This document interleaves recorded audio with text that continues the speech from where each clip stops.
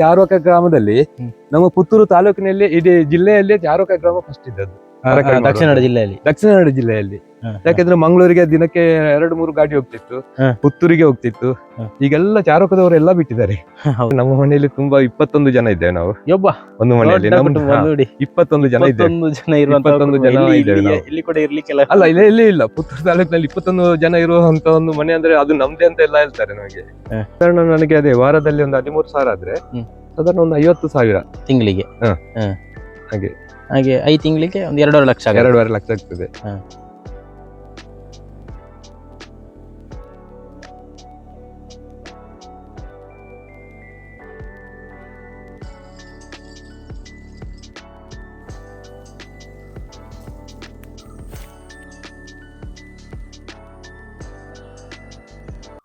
ನಮಸ್ತೆ ವೀಕ್ಷಕರೇ, ಓಂಕಾರ ಯೂಟ್ಯೂಬ್ ಚಾನಲ್ಗೆ ಆತ್ಮೀಯ ಸ್ವಾಗತ. ನಾನು ತಾರನಾಥ್ ಪೂದೆ. ನಾವಿವತ್ತು ಸೋರೆಕಾಯಿ ಬೆಳೆಯುವಂತಹ ಒಂದು ಕೃಷಿಕರ ತೋಟಕ್ಕೆ ಬಂದಿದ್ದೇನೆ. ನಾನು ಕಡಬ ತಾಲೂಕಿನ ಚಾರ್ವಕ ಗ್ರಾಮದ ದೈಪಿಲ ಕೊಪ್ಪ ಅನ್ನುವ ಒಂದು ಜಾಗದಲ್ಲಿದ್ದೇನೆ. ಆನಂದ ಕುಂಬಾರ ಇವರ ಕೃಷಿಯ ತೋಟಕ್ಕೆ ಬಂದಿದ್ದೇನೆ. ಅವ್ರ ಜೊತೆ ಮಾತಾಡುವ ಬನ್ನಿ. ಅಣ್ಣ ನಮಸ್ತೆ. ನಮಸ್ತೆ. ನೀವು ಎಷ್ಟು ವರ್ಷದಿಂದ ತರಕಾರಿ ಮಾಡ್ತಿದ್ದೀರಿ? ನಾನು ಸುಮಾರು ಒಂದು 10 ವರ್ಷದಿಂದ ಈ ತರಕಾರಿ ಇದನ್ನು ಮಾಡ್ತಿದ್ದೇನೆ. ಕೆಲಸ ಮಾಡ್ತಿದ್ದೇನೆ.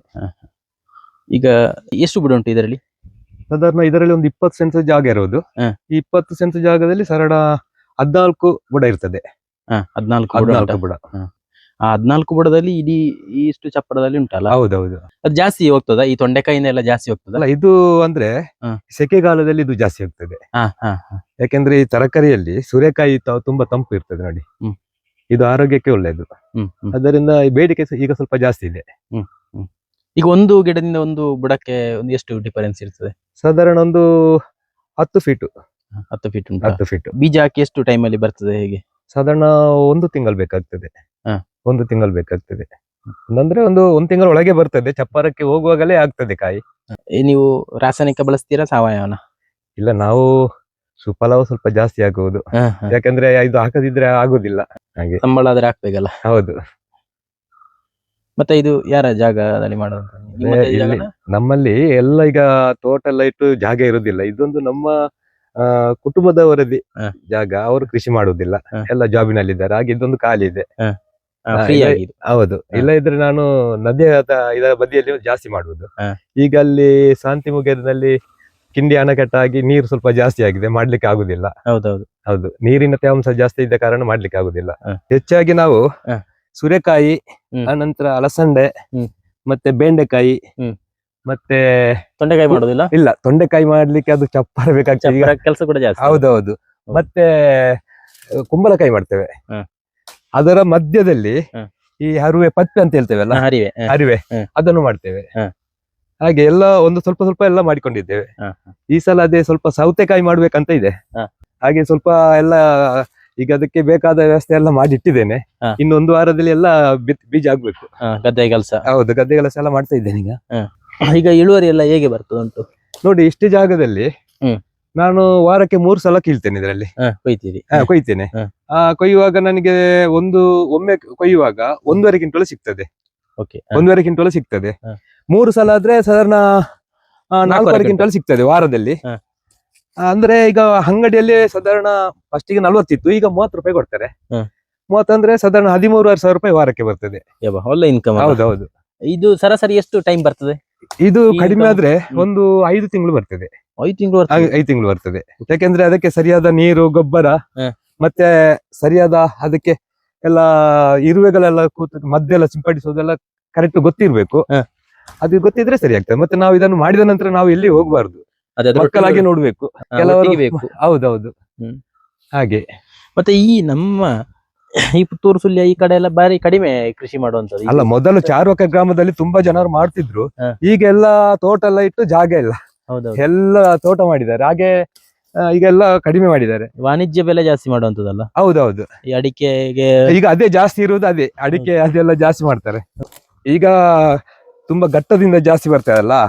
ಹಾಗೆ ಅಲ್ಲಿ ನಾವು ಈಗ ಅಂಗಡಿಗೆ ತಕೊಂಡೋದ್ರೆ ಅಲ್ಲಿದ ಇದನ್ನೇ ತೋರಿಸ್ತಾರೆ. ನೋಡಿ, ಅಲ್ಲಿ ಹಾಗೆ ಉಂಟು, ಹೀಗೆ ಉಂಟು, ರೇಟ್ ಕಡಿಮೆ ಉಂಟು ಅಂತೇಳಿ. ಮತ್ತೆ ಕೆಲವರಿಗೆ ಇದನ್ನು ಮಾಡಿ ಅದು ಗಾಡಿ ಬಾಡಿಗೆ ಕೊಟ್ಟು ಕೊಂಡೋಗುವಾಗ ಎಲ್ಲ ಅವರಿಗೆ ಸರಿಯಾಗಿ ಅದಕ್ಕೆ ಸರಿಯಾದ ಇನ್ಕಮ್ ಸಿಗುದಿಲ್ಲ. ಹೌದೌದು. ಆದ ಕಾರಣ ಕೆಲವರು ಬೇಡ ಅಂತೇಳಿ ಬಿಟ್ಟಿದ್ದಾರೆ. ಹೌದು. ಇಲ್ಲದ್ರೆ ಚಾರ್ವಕ ಗ್ರಾಮದಲ್ಲಿ ಹ್ಮ್. ನಮ್ಮ ಪುತ್ತೂರು ತಾಲೂಕಿನಲ್ಲಿ ಇಡೀ ಜಿಲ್ಲೆಯಲ್ಲಿ ಚಾರ್ವಕ ಗ್ರಾಮ ಫಸ್ಟ್ ಇದ್ದದ್ದು ತರಕಾರಿ ದಕ್ಷಿಣ ಕನ್ನಡ ಜಿಲ್ಲೆಯಲ್ಲಿ. ದಕ್ಷಿಣ ಕನ್ನಡ ಜಿಲ್ಲೆಯಲ್ಲಿ. ಯಾಕಂದ್ರೆ ಮಂಗಳೂರಿಗೆ ದಿನಕ್ಕೆ 2-3 ಗಾಡಿ ಹೋಗ್ತಿತ್ತು, ಪುತ್ತೂರಿಗೆ ಹೋಗ್ತಿತ್ತು. ಈಗೆಲ್ಲ ಚಾರ್ವಕದವರೆಲ್ಲ ಬಿಟ್ಟಿದ್ದಾರೆ ತರಕಾರಿ ಮಾಡೋದನ್ನು. ಹೌದು. ಈಗ ಜನ ಕೂಡ ಕಡಿಮೆ ಇವತ್ತು ಅಲ್ಲ, ಏನ ಜನ ಕೂಡ ಕಡಿಮೆ ಮಾಡ್ಲಿಕ್ಕೆ. ಹೌದು, ಇಲ್ಲ ಮಾಡುದಿಲ್ಲ ಕೂಡ ಮಾಡೋಂತವ್ರು ಕಡಿಮೆ. ಹೌದು. ಪ್ರಾಣಿಗಳ ಸಮಸ್ಯೆ ಏನಾದ್ರು ಸಮಸ್ಯೆ ಅಂದ್ರೆ ಈಗ ನೋಡಿ, ನವಿಲುಗಳು ಇರ್ತವೆ, ಗಿಡ ಎಲ್ಲ ತಿಂತವೆ, ಮತ್ತೆ ಮೊಲ ಬರ್ತದೆ, ಮತ್ತೆ ಮೊಲ ಎಲ್ಲ ಮೇಲೆಗೆ ಹೀಗೆ ಅಲ್ಲ ಮೇಲೆಗೆ ಅಲ್ಲ, ನಾವು ಕೆಳಗೆ ಮಾಡಿದ್ರೆ ಸೌತೆಕಾಯಿ ಮತ್ತೆ ಅಲಸಂದೆ ಇದನ್ನೆಲ್ಲ ಬಿಡುದಿಲ್ಲ ಅದು. ಆದ ನಂತರ ಮತ್ತೆ ಕೋತಿಗಳದ್ದು ಕಾಟ ಜಾಸ್ತಿ ಇದೆ. ಕೋತಿ ಇಲ್ಲಿ ಬರ್ತದ? ಬರ್ತದೆ. ಅದೇ ಎಲ್ಲ ಸಮಸ್ಯೆ ಇರ್ತದೆ, ಅದನ್ನ ನೋಡಿಕೊಂಡು ಇರ್ಬೇಕಷ್ಟೇ. ಹೌದೌದು, ನೋಡಿಕೊಂಡೇ ಇರ್ಬೇಕಾಗ್ತದೆ. ಮತ್ತೆ ನೀರೆಲ್ಲ ಕೊಡೋದು ಹೇಗೆ? ನೀವು ಕೊಡ್ತೀರಿ ನೀರಂದ್ರೆ ನಾವು 4 ದಿವಸಕ್ಕೆ ಒಮ್ಮೆ ನೀರು ಹಾಕ್ತೇವೆ. 4 ದಿನಕ್ಕೆ ವಾರಕ್ಕೆ ಒಂದ್ಸಲ ಗೊಬ್ಬರ ಹಾಕ್ತೇವೆ. ವಾರಕ್ಕೊಂದ್ಸಲ ವಾರಕ್ಕೆ ಒಂದ್ಸಲ ಹಾಕ್ಲೇಬೇಕು. ನಮ್ಮ ನೀರಂದ್ರೆ ನದಿ ಪಕ್ಕದಲ್ಲಿ ನದಿ ಇದ್ದ ಕಾರಣ. ಹೌದು. ಈ ಚಪ್ಪರಕ್ಕೆಲ್ಲ ಎಷ್ಟು ಖರ್ಚು ಮಾಡಿದಿರಿ ಈಗ?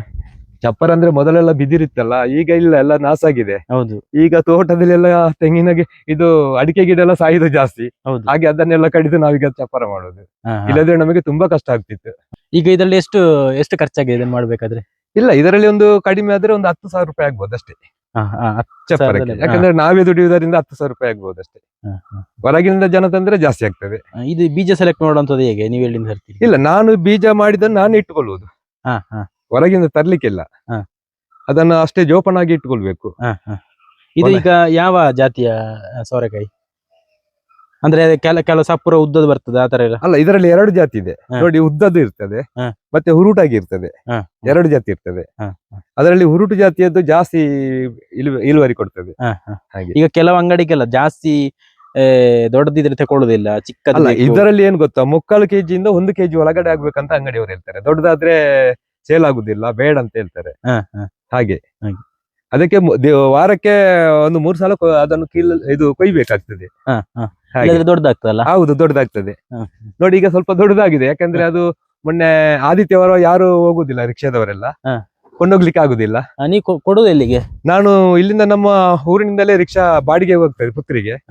ಅವರು ಇಲ್ಲಿಗೆ ಬರ್ತಾರೆ, ತಕೊಂಡು ಹೋಗ್ತಾರೆ. ನಾವು ತೂಕ ಮಾಡಿ ಅದರಲ್ಲಿ ಮಾರ್ಕ್ ಆಗಿ ಇಡ್ತೇವೆ. ಮತ್ತೆ ಅಂಗಡಿಯವರಿಗೆ ಫೋನ್ ಮಾಡ್ತೇವೆ ಇಷ್ಟು ಕೆಜಿ ಇದೆ ಅಂತ ಹೇಳಿ.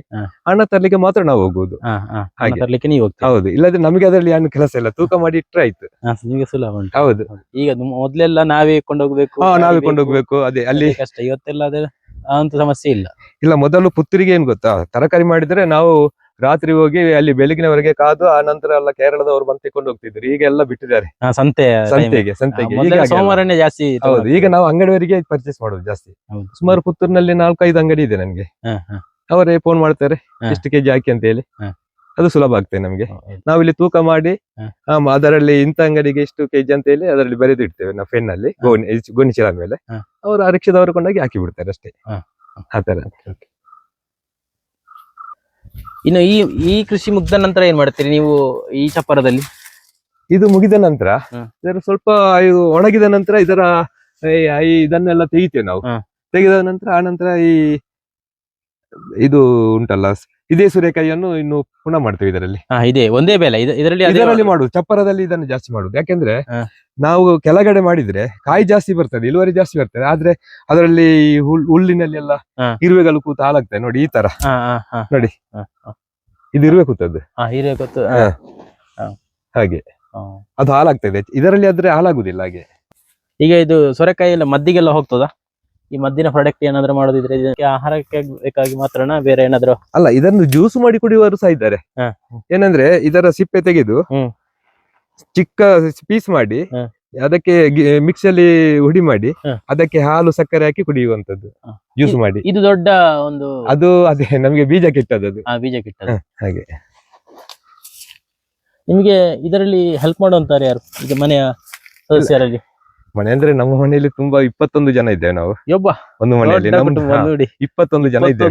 21 ಜನ ಇದ್ದೇವೆ ನಾವು. ಇಲ್ಲಿ ಕೂಡ ಇರ್ಲಿಕ್ಕೆಲ್ಲ ಅಲ್ಲ, ಇಲ್ಲ ಪುತ್ತೂರು ತಾಲೂಕಿನಲ್ಲಿ 21 ಜನ ಇರುವಂತ ಒಂದು ಮನೆ ಅಂದ್ರೆ ಅದು ನಮ್ದೇ ಅಂತ ಎಲ್ಲ ಹೇಳ್ತಾರೆ ನಮಗೆ.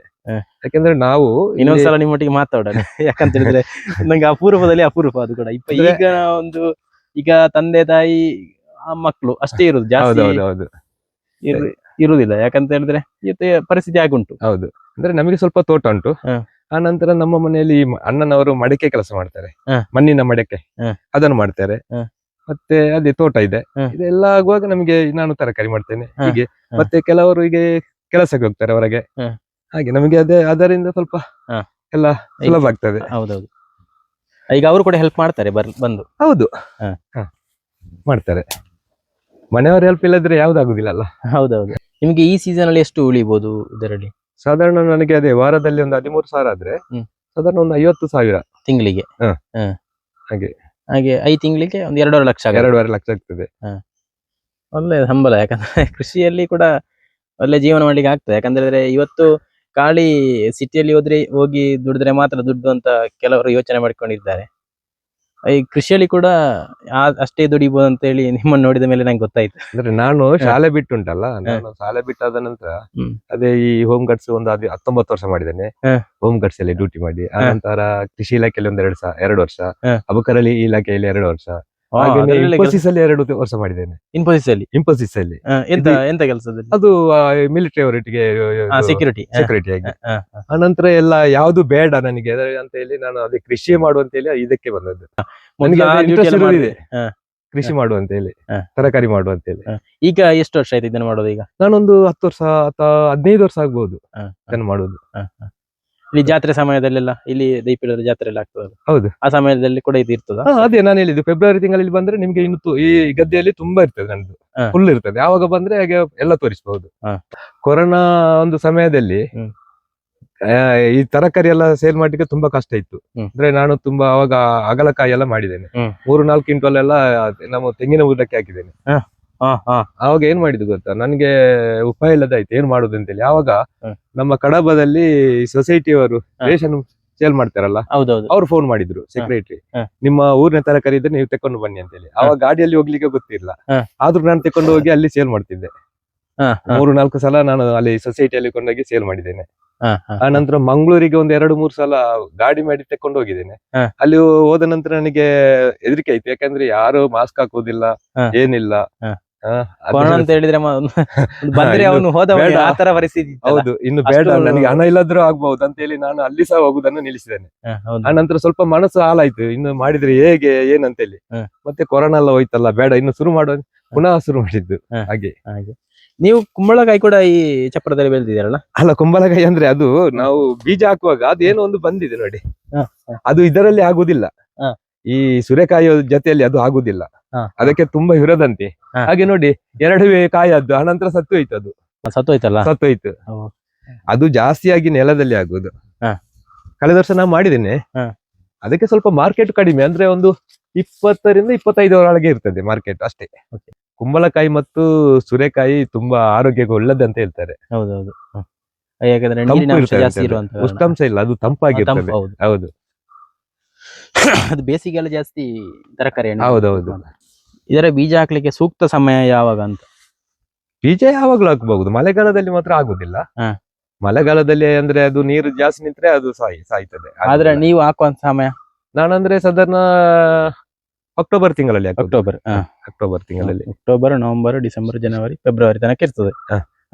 ಇದು ಈಗ ಇನ್ನೊಂದು 1 ತಿಂಗಳೊಳಗೆ ಮುಗಿಯುತ್ತದೆ ನೋಡಿ. ಅಲ್ಲಿ ಕೆಳಗೆ ಮಾಡಿದ್ರೆ, ಈಗ ನಾನು ಜನವರಿಯಲ್ಲಿ ಮಾಡಿದ್ರೆ ಸಾಧಾರಣ ಜನವರಿ, ಫೆಬ್ರವರಿ, ಮಾರ್ಚ್, ಏಪ್ರಿಲ್, ಮೇ ತಿಂಗಳವರೆಗೆ ಸಿಗ್ತದೆ ನನಗೆ.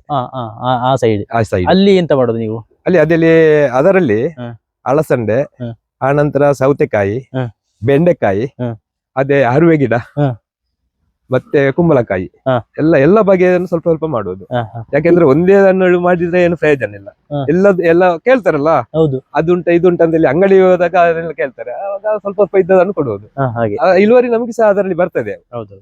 ಯಾವ್ದು ಜಾಸ್ತಿ ಆಗ್ತದೆ ಅದ್ರ ಜಾಸ್ತಿ ಇಳುವರಿ ಬರ್ತದೆ. ನೀವು ಈಗ ಇದರ ಕೆಲಸ ನೀವು ಒಬ್ಬರೇ ಮಾಡುದಾ? ಇಲ್ಲ, ನಾನೀಗ ಅಂದ್ರೆ ಅದರದ್ದು ನಾನೀಗ ಒಬ್ಬನೇ ಮಾಡುದು. ನೀವೊಬ್ಬರೇ ಮಾಡುದು, ಸಮಯ ಸಿಕ್ಕಾಗ? ಹೌದೌದು, ಯಾಕಂದ್ರೆ ಅಲ್ಲಿ ನೀರಿನ ತೇವಾಂಶ ಸ್ವಲ್ಪ ಜಾಸ್ತಿ ಉಂಟು, ಸ್ವಲ್ಪ ಕಡಿಮೆ ಆಗ್ಲಿ ಅಂತ ಹೇಳಿ ನಾನೀಗ ಒಬ್ಬನೇ ಕೆಲಸ ಮಾಡುದು. ಇಲ್ಲಾದ್ರೆ ಜನ ಮಾಡ್ಬೋದಿತ್ತು. ಇನ್ನೊಂದು ವಾರ ಬಿಟ್ಟು ಬೀಜ ಹಾಕುವುದು. ಅದು ಮೊನ್ನೆ ಮಳೆ ಬಂದ ಕಾರಣ ಅಲ್ಲಿ ನೀರು ಸ್ವಲ್ಪ ಜಾಸ್ತಿ ಆಯ್ತು. ಇವತ್ತಿನ ಒಂದು ಯುವ ಕೃಷಿಕರಿಗೆ ಏನ್ ಹೇಳಲಿಕ್ಕೆ ನೀವು ಬಯಸ್ತೀರಿ? ಈಗಿನ ಯುವಕರು ಹೆಚ್ಚಾಗಿ ಪೇಟೆ ಸುತ್ತಾಡುವುದು ಜಾಸ್ತಿ. ನಾನು ಅವರಿಗೆ ಹೇಳುವುದೇನೆಂದ್ರೆ, ನಮ್ಮ ಕಾಲ ಮೇಲೆ ನಾವು ನಿಂತುಕೊಳ್ಳುವಂತ ವ್ಯವಸ್ಥೆ ಆಗ್ಬೇಕು. ನೀವು ಕೃಷಿ ಮಾಡಿ, ಹೌದು. ಅದರಲ್ಲಿ ಕೃಷಿ ಮಾಡಿ ಸ್ವಲ್ಪ ನಿಮಗೆ ಕೃಷಿ ಮಾಡಿದ ನಂತರ ಅದರಲ್ಲಿ ಬರುವುದು ಇದು ಉತ್ಪತ್ತಿಯನ್ನು ನೋಡಿ ಆ ನಂತರ ಪುನಃ ನಿಮಗೆ ಅದು ಗೊತ್ತಾಗ್ತದೆ ನಾವು ಕಷ್ಟ ಬಂದ್ರೆ ನಮಗೆ ಸಿಗ್ತದೆ ಅಂತ ಹೇಳಿ. ಆದ್ದರಿಂದ ನಾನು ಯುವಕರಿಗೆ ಜಾಸ್ತಿಯಾಗಿ ಹೇಳುವುದು, ಇಂಥ ಜಾಗ ಒಂದು ಇದ್ರೆ ಜಾಗ ಇದ್ರೆ ಇಂಥ ಒಂದು ಕೃಷಿ ಮಾಡಿ, ಹೌದು. ಕೃಷಿ ಮಾಡಿ ಅಂತ ಹೇಳುವುದು. ಹೌದು, ಒಳ್ಳೆ ಉತ್ಪಾದನೆ ಬರ್ತದೆ. ನೀವು ಎಜುಕೇಶನ್ ಎಲ್ಲ ಮುಗ್ದ ನಂತರ ಕೆಲಸಕ್ಕೆ ಏನು ಟ್ರೈ ಮಾಡ್ಲಿಲ್ವಾ ಅಂತ? ಇಲ್ಲ, ನಾನು ಎಜುಕೇಶನ್ ನಾನು ಸ್ವಲ್ಪ ಸ್ಪೋರ್ಟ್ಸ್ ಮನ್ ಆಗಿದ್ದೆ. ಯಾಕೆಂದ್ರೆ ನಾನು ಈ ಜಿಲ್ಲಾ ಮಟ್ಟ ಮತ್ತೆ ರಾಜ್ಯ ಮಟ್ಟದಲ್ಲಿ ಸಹ ಕಬಡ್ಡಿ ಆಡಿದ್ದೇನೆ. ಜಿಲ್ಲಾ ಮಟ್ಟದಲ್ಲಿ ಸ್ಪೋರ್ಟ್ಸ್ ಗೆಲ್ಲ ಹೋಗಿದ್ದೇನೆ ಹೈಸ್ಕೂಲ್ ಮಟ್ಟದಲ್ಲಿ ಇರುವಾಗ. ನಾನು ಕಲಿತದ್ದು SSLC. ಆವಾಗ SSLC ಅಲ್ಲಿ ಎಲ್ಲ ಕೆಲಸ ಸಿಕ್ಕಿತ್ತು. ಆದ್ರೆ ಮಿಲಿಟರಿಗೆ ಸೇರ್ಬೇಕಂತೇಳಿ ತುಂಬಾ ಆಸೆ ಇತ್ತು. ಹಾಗೆ ಟ್ರೈ ಮಾಡಿ ಅದರಲ್ಲಿ ಎಲ್ಲ ಪಾಸ್ ಆಗಿ ಜಸ್ಟ್ ಹೋಯ್ತು. ಆವಾಗ ಅಲ್ಲಿ ಡಾಕ್ಟರ್ ಏನ್ ಮಾಡಿದ್ರು, ಇಲ್ಲ ನೀನು ಒಂದು 5,000 ರೂಪಾಯಿ ತಕೊಂಡು ಬಾ ಅಂತ ಹೇಳಿದ್ರು. ಆಗ ನಾನು ಈ ಆರ್ಮಿ ರಿಟೈರ್ಡ್ ಆದವರನ್ನು ಕರ್ಕೊಂಡು ಹೋದೆ. ಅವ್ರು ಸ್ವಲ್ಪ ಸ್ಟ್ರಾಂಗ್ ಮ್ಯಾನ್. ಅವರಲ್ಲಿ 5,000 ಕೊಟ್ಟು ಮರು ದಿವಸ ನಾವು ಜಾಯಿನ್ ಆಗ್ಲಿಕ್ಕೆ ಕರ್ಕೊಂಡು ಹೋಗ್ತೀವಿ ನಮ್ಮನ್ನು. ಆವಾಗ ಇವರು ಗೇಟ್ ಪೊಲೀಸ್ ಅಥವಾ ಇದು ಜೀಪ್ ಡ್ರೈವರ್ ಪೋಸ್ಟ್ ಕೊಡ್ಬೇಕಂದಿಲ್ಲ. ಇಲ್ಲ, ಬಾರ್ಬರ್ ಕುಕ್ಕರ್ ಮಾತ್ರ ಇರುವುದು, ಅದು ಆಗುದಿಲ್ಲ ಅಂತ. ಆವಾಗ ಅವರೊಳಗೆ ಗಲಾಟೆ ಆಗಿ ಕೊಟ್ಟಾನ ಅಂತ ತಕೊಂಡು ಬಂದ್ರು. ನನಗೆ ಕೆಲಸ ಇಲ್ಲದಾಯ್ತು. ಆನಂತರ ನನಗೆ ಒಂದು ಮನಸ್ಸಾಯ್ತು, ಇಲ್ಲ ಇನ್ನು ಏನಾದ್ರೂ ಒಂದು ಕೆಲಸಕ್ಕೆ ಸೇರ್ಬೇಕು. ಹಾಗೆ ಹೋಮ್ ಗಾರ್ಡ್ಸ್ ಸೇರಿ ಒಂದು 19 ವರ್ಷ ಹೋಮ್ ಗಾರ್ಡ್ಸ್ ಅಲ್ಲಿ ಕೆಲಸ ಮಾಡಿದ್ದೇನೆ. ಹೋಮ್ ಗಾರ್ಡ್ಸ್ ಅಂದ್ರೆ ನಾವು ಈ ಇದರಲ್ಲಿ ಅಬಕಾರಿ ಇಲಾಖೆಯಲ್ಲಿ 1-2 ವರ್ಷ ಅದರಲ್ಲಿ, ಆನಂತರ ಕೃಷಿ ಇಲಾಖೆಯಲ್ಲಿ 1-2 ವರ್ಷ APMC ಅಲ್ಲಿ, ಆನಂತರ ಫೈರ್ ಸರ್ವಿಸ್ ಆಫೀಸಲ್ಲಿ 1-2 ವರ್ಷ.